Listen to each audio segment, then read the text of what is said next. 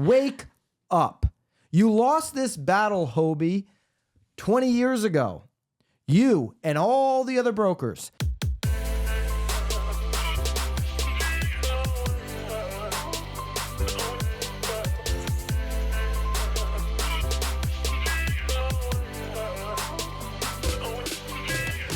This is Byron Lazine and Nicole White, and you are tuned into episode 364 of The Real Word. Word is up. Talking a lot, not only on this pod, but also on Knowledge Brokers pod, about the Compass private exclusive situation. It is the biggest story in our industry. Okay? Right now. Yeah, right now. Yeah. This moment, it's the big story. You have opposers, they're pushing hard, all of that. But there is a brokerage who's now you may be sitting on the West Coast somewhere or you know, in a market that this brokerage doesn't exist and be saying, who is this brokerage? Well, he doesn't exist in our, here either. They have a couple in Connecticut, but that was through a Really? merger and they're not really known. They don't have a presence here. But Howard Hanna is the largest privately owned real estate company. So almost all the big real estate companies, Nicole, are publicly traded. These are Wall Street companies. They represent shareholders, not the agents. Okay.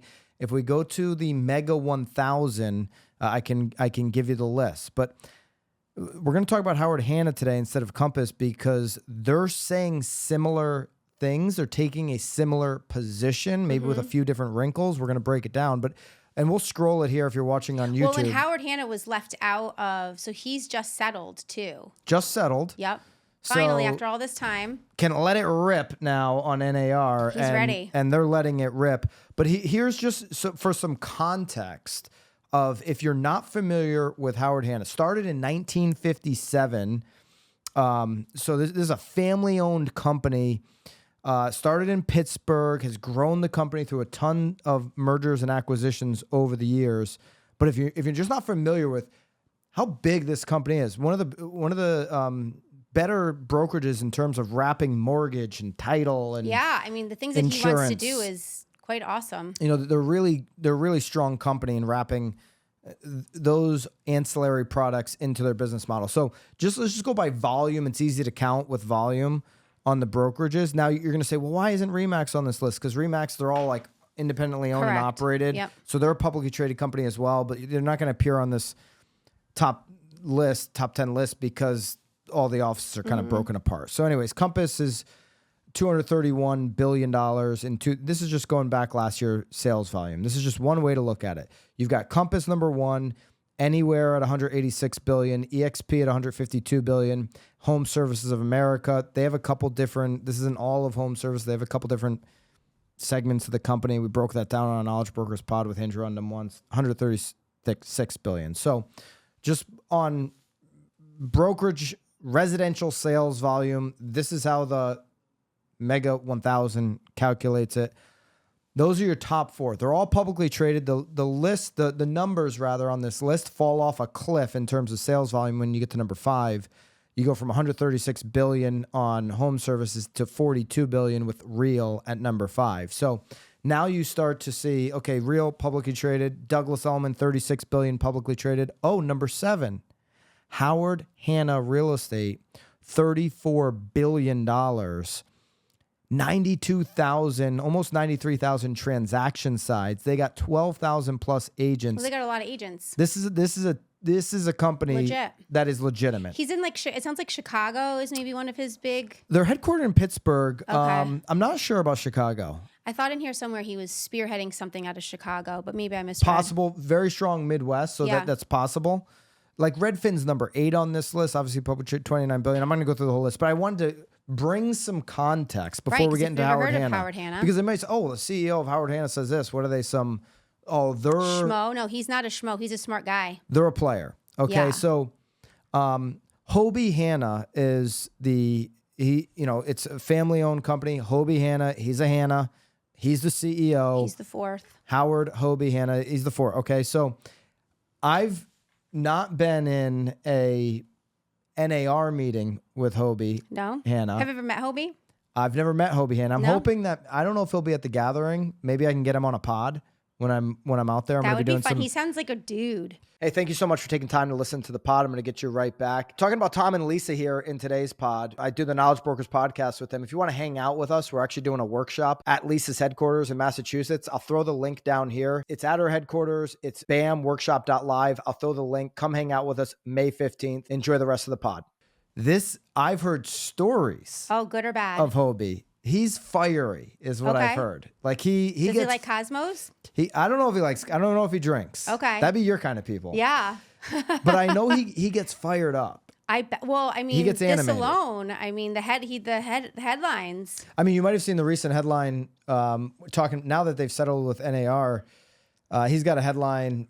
Inman, he did a conversation with them, and he says NAR sold the industry down the river. Yeah. So going after NAR. Now, we've heard conversations inside the industry that Hobie Hanna, CEO of Howard Hanna, not happy with NAR, now publicly putting it out there on the record. We can get back to that.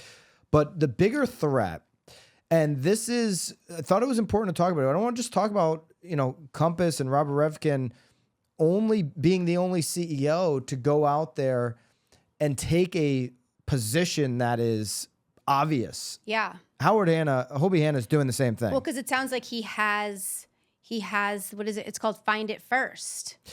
They've got some different programs. You hear about Compass's 3-phase marketing strategy. Yep. They've got marketing strategies. Find It First, Nicole. That's one of them.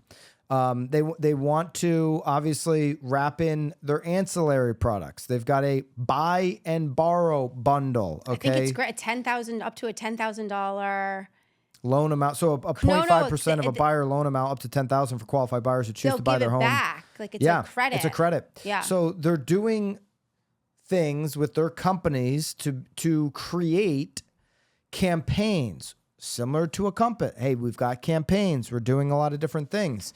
I want to ask you specifically about this. He actually compares it to Nordstrom's, which is like helpful. I feel like to kind of like That you don't like it. That analogy I feel like it helps.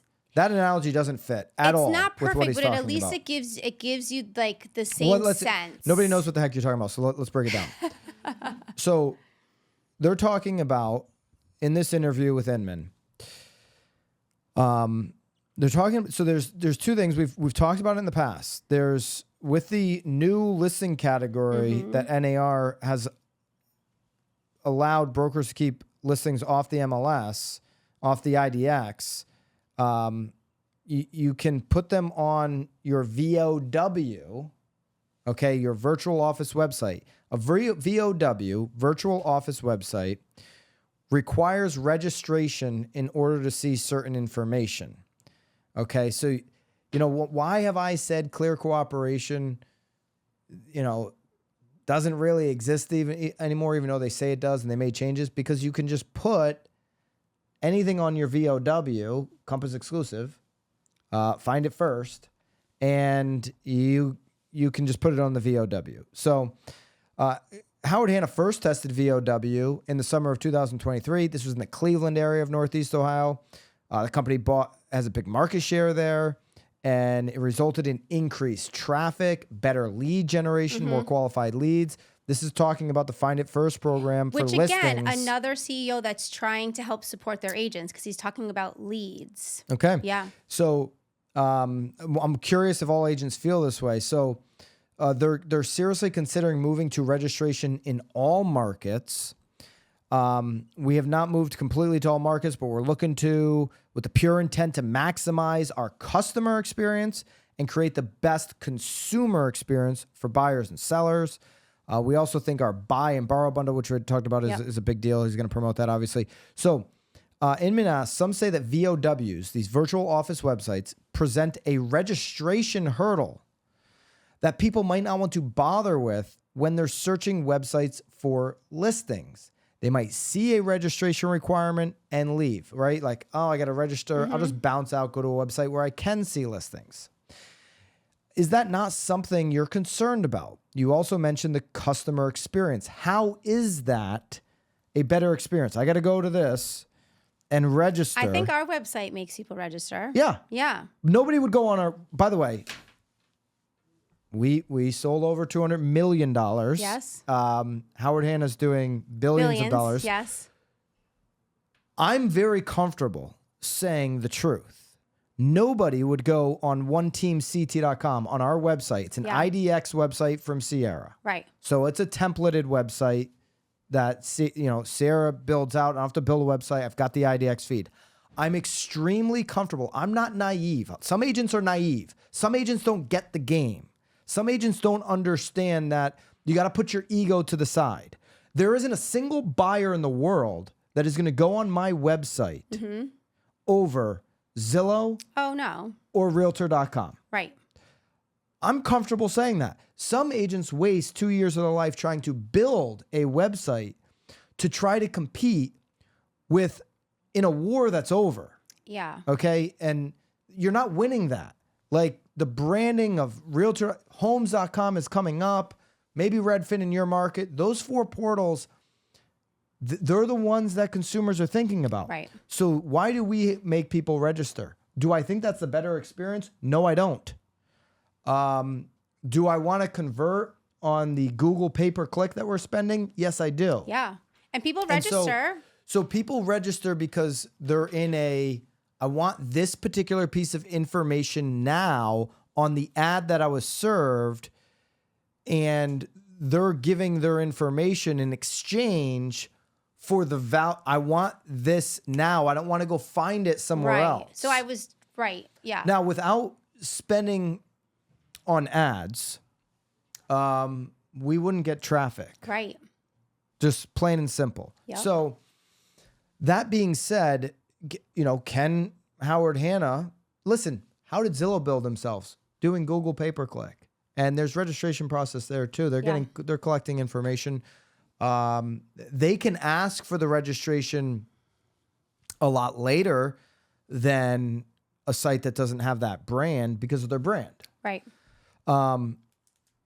If Howard Hanna wants to compete on the traffic deal, there's going to be a level of investment. I'm not saying they can't make it. They're been one of the great companies for a long time. It's interesting though, because like you're saying though, if they want that specific information, it almost feels like it, and this is all very hypothetical. It almost sounds like it's a little bit more warm of a lead than just some schmo that's on Zillow scooping around. Because if he's now offering like again, I'll register for something if it's going to give me 20% off. Go ahead, text me all day long. I'll end those texts later. I just want that 20% off coupon because I do really want to buy something there, and it's like I'm not just like looking for a t-shirt. Like I want a certain shirt. Well, this is the thing. This is why the Nordstrom example doesn't, his response to this doesn't make any sense to me. Yeah. And listen, I'm not saying he's been an operator for a long time. This is a great company. I'm just saying I don't think the response matches the question. When you talk about customer experience, how is the registration a better experience when they can have less friction on other sites? And so Hobie Hanna says, how many retail consumer-based websites are you personally registered on so that you get a deeper level of retail experience? You can get Nordstrom's customers to sign up and they have your information. I can also decline Nordstrom's offer of 15% off in exchange for my email and continue to look at pants and shirts and shoes. Well, no, but I think what he's saying though is after you've registered, I now am going to get an email and I'm going to know that they're having a 20% I'm going to get a million emails before you do. I'm going to get a million emails and I'm going to get 15% off in exchange for my email. They're not restricting me from looking at the listings. No, I think how I'm kind of interpreting it, and maybe I'm reading it wrong, it just sounds like he now has the ability to get information to the consumer actually sooner because he's now going to be, you've registered. There's registration requirement. Now, I think what a lot of how Hobie Hanna and Revkin are saying is like, The requirements that I have to deal with the VOW, Yeah. I'm just not going to list it anymore because I'm going to be out on NAR anyway. Because we're all saying though too, how often are you going to go to the Compass site and then to Realtor to make sure that you're not missing out on anything? That's where the customer this here experience is where he's like, if you register, I'm now going to push it. Like I now have your email. I can email you a listing that's coming on. Yeah, their listings, but you got to keep track. That's all that of, he cares about. I know, but for the customer, how many different places do they need to keep track of? I'm not against you. I'm just saying in order to see the entire what it market. is that he's trying to at least So I know what you're saying because he says it. Now, the customer can know about the market earlier, faster, quicker, and know about special items before everybody else. That doesn't hurt the market. Well, and customers that I guess are using everything are going to know everything, but not every customer is going to have that. Now, again, I've said this in the past about Compass. What they're doing is not illegal. The DOJ hasn't said every buyer should have, they haven't definitively said every buyer should have access to every listing when they go on any of these sites. They haven't said that. So there is this time we're living in right now where it's wild, wild west. And I'm not going to begrudge, I'm not going to say you have to stop. I'm some, superior morals than you. I'm not going to say that. You sure? No, of course. I'm not going to tell somebody that if they're doing a legal business move that they can't do it, whatever. What I'm saying is I disagree that for buyers that they have a better experience. It becomes harder to find all the properties. So both things can be true. You can go ahead and do this, create value for your company as you should, and buyers are going to have a harder time. Next question that they asked was, you mentioned before how having these find it first listings helps with stickiness. People go to your website and see the latest listings. The new policy around delayed market exempt listings allows you to have those listings on your VOW, right? So if other brokers, which at this point also include Redfin and Zillow, have VOW sites, it means they can display these delayed marketing listings as well. How do you feel about that? He says it's part of the competition. They can do that. This is where you get these fragmented markets that I'm kind of talking about here. I actually think that's another proverbial shoe that's going to drop, whether you want to do it as a VOW feed and have those there, or whether you don't and go away from a VOW and make it more just that you're going to get our Find It First exclusives. Find It First is their office exclusives. Mm-hmm. All you have to do is register. Register here, register there. Mm-hmm. We're having conversations with people at Zillow and Redfin. So Hobie says, hey, we're talking to Zillow. Because if we go to everything Find It First and exclusives and not feed it from VOW or IDX at all with those listings, they're not going to have them. Because remember what they're saying, hey, we're not. So they want to make sure they can still showcase our listings for their business model, and that they may have to change, and maybe they have to pay for those listings in some capacity as opposed to just receiving them from the MLS feed. He says, I'd be willing to send them, Zillow, the listings if they're willing to accept it and maybe work out a deal where they're giving us our leads back on those and not monetizing them to other partners if they want that ability for a period of time. Let's go. They're not going to do that. No. Okay. Wake up. Wake up.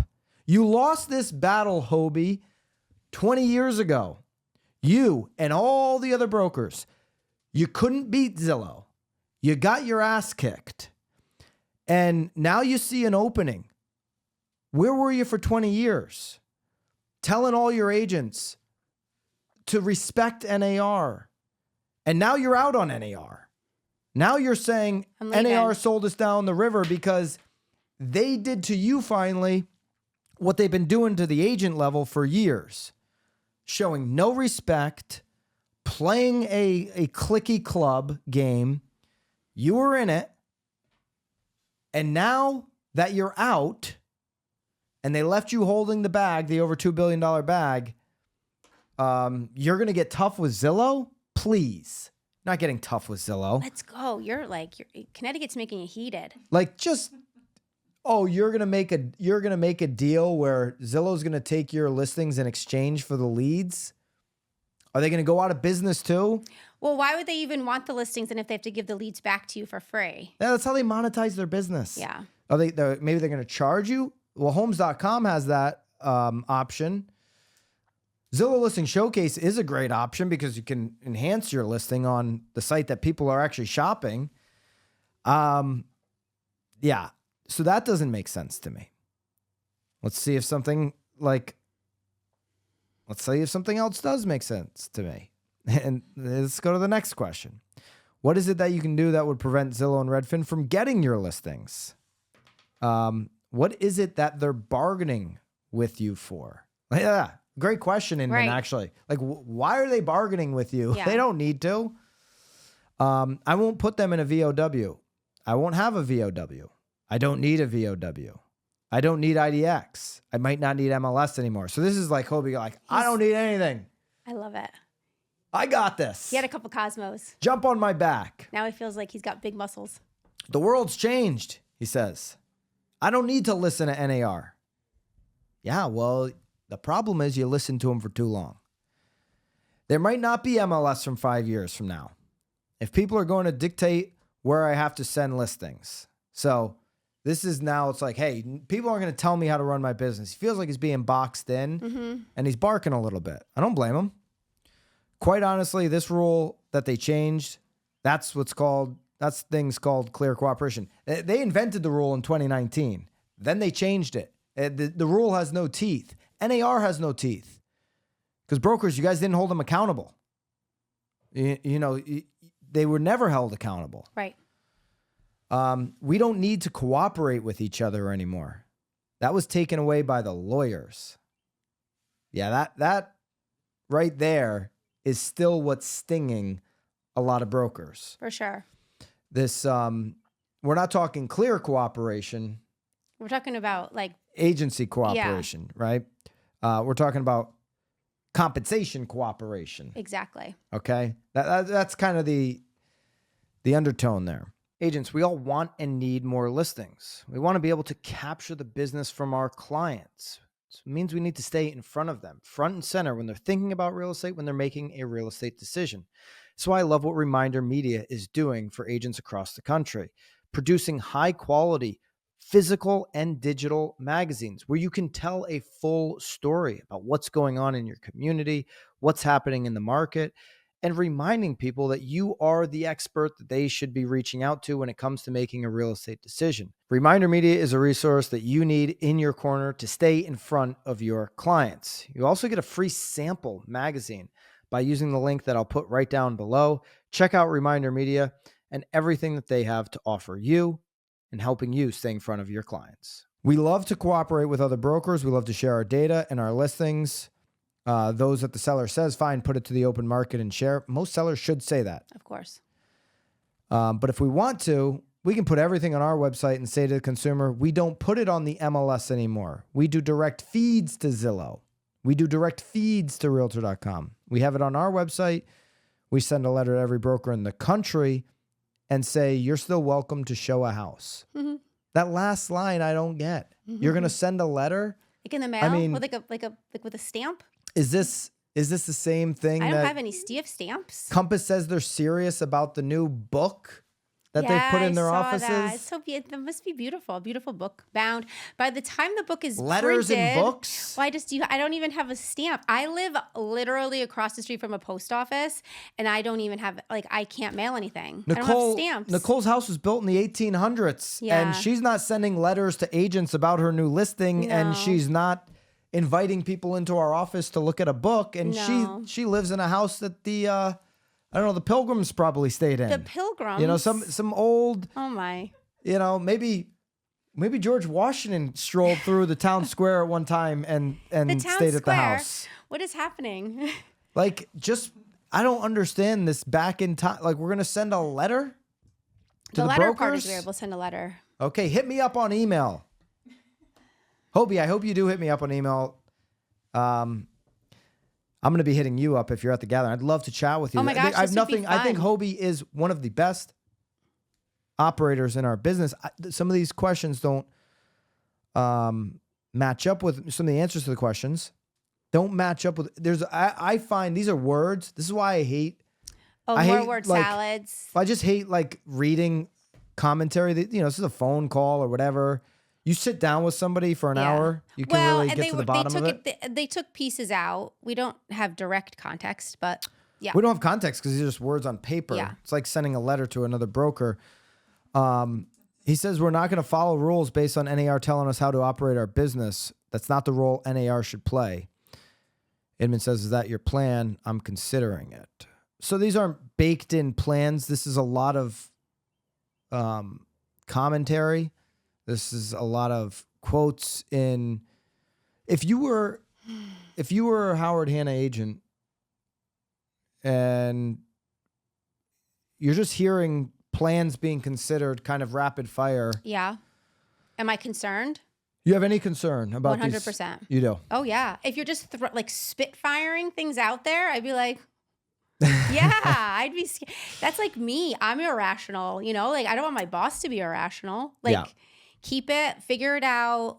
I get that you're upset, but like saying that you're going to remove it from MLS and you're sending out letters. Yeah, I'm a little concerned. So there's some more comments in the NAR, and I agree with you. I think there's going to be agents that are concerned about it just causes more questions than answers. Because this is listen, there's a lot of tribalism going on within brokerages, and I think, again, I love my Compass friends, but that's been one of the more divisive tribes over the years where people they will stick up no matter what. War paint. Howard Hanna's been around a lot longer than Compass. 57 they started. Family-owned company. You're going to have some old school cats. As Andrew Undum would say, you're going to have some outdoor cats. They're not a Wall Street company. You're going to have some outdoor cats, not indoor cats, okay? That's an Andrew Undum line and a Jimmy Burgess line talking about outdoor, indoor cats. You got corporate people that are more of an indoor cat sometimes. You got a lot of outdoor cats probably in this company, been around a long time. And so what are their feelings going to be about some of this radical change or radical commentary? There's really not a clear direction that they're going. Seems like there's some time here that needs to pass to see what actually happens. Inman in another article asked about Hobie about, hey, you've been a part of NAR for a long time. What's making you rethink it? They sold the industry down the river. The lawsuits, they didn't protect all their members. They were in that club that wasn't protected. Yeah. They've now, as of last week, settled. They were one of the last holdouts there. As an individual broker, we're tied up in lawsuit based upon NAR saying, here's how MLS has had to work. Yeah, I agree. You got left holding the bag. And no question about it. I could see that coming for years with NAR. But I was told by a lot of brokers, shut up about NAR, Byron. You're saying things that, this is the way it is. It's like, hey, you got to kick it up. You just kick it up to the big boss and shut up. You don't have a position. Well, it blew up in all your faces like I said it would. Do you know of any other big brokerages like yourself that are thinking this way? And I can, before Hobie, I read Hobie's comments, I can tell you there are big brokerages also, not just Howard Hanna, thinking about how can they navigate an exit out of NAR and take some power for themselves. Mm-hmm. He says, I couldn't believe that a big broker anywhere isn't thinking this way or feeling this way today. By the way, I'll go out on a limb and say he's had conversations with those brokers. And I think NAR knows that. Of course, NAR knows that. Everybody in this industry knows these conversations are happening. Yeah. Everybody knows there's a bunch of big brokers thinking about potentially suing NAR. Okay, these conversations are happening behind the scenes. What I don't see happening, Nicole. So you got Hobie now he wants to run his business the way he wants to. Robert Redfin, Compass wants to run their business the way they want to. Then you have EXP, Leo, Perea. You've got James Dwiggin next home. You got some other brokerages saying clear cooperation is the fairest way. All listings should be available to all buyers. Well, that statement it can be true, but until you put NAR accountable, NAR is just sitting on the sidelines doing nothing. Until you actually, the way that Redfin and Hanna are leading, or the way the they're leading in their own way on the other side of the argument, but they're not forcing NAR to be a leader, and nobody's holding NAR accountable still. So still to this day, for whatever reason, NAR is doing whatever they want. None of the brokers are holding them to account. They're naming their own salaries. They're extending. Good for Nikea. I would take the money and run if I was her. But they're not being held accountable. And they made up the rule. So either do a, some type of big movement, not a little movement. Mauricio's tried it. You either do some type of big movement and try to push them out, but brokers can never get along. Yeah. Or you got to hold them accountable as a leader, and that's not happening right now. So unless the DOJ saves them, this whole thing's going to blow up, and it's going to be the Wild West. So juicy. Yeah, I guess. If you're Howard Hanna, I'd love to hear from you in the comments. The Howard Hanna brand's been one of the great brands in the industry. Don't want to just talk about Redfin. Here's what's going on. Here's what Hannah's saying. What are your thoughts? Would you want your brokerage, despite what brokerage, would you want your brokerage to leave MLS? As an agent, would you want to leave the MLS? That's the question for agents. I know you wouldn't want to leave an MLS. I really like my MLS. It's like useful. It's very useful. Some of that back end information, you can't get that level of information like agents like to use it from a Z or somewhere else. Yeah. I'm a lover. Would you be concerned if kind of you were going this direction, or, and this is a conversation that's going to continue throughout the year. So Absolutely. All right, let us know what you think down below. I got to run. Yeah. I got to go do a little office meeting, I guess. Enjoy that. I will. Yeah. Keep it real, guys. We'll see you next time. See you guys.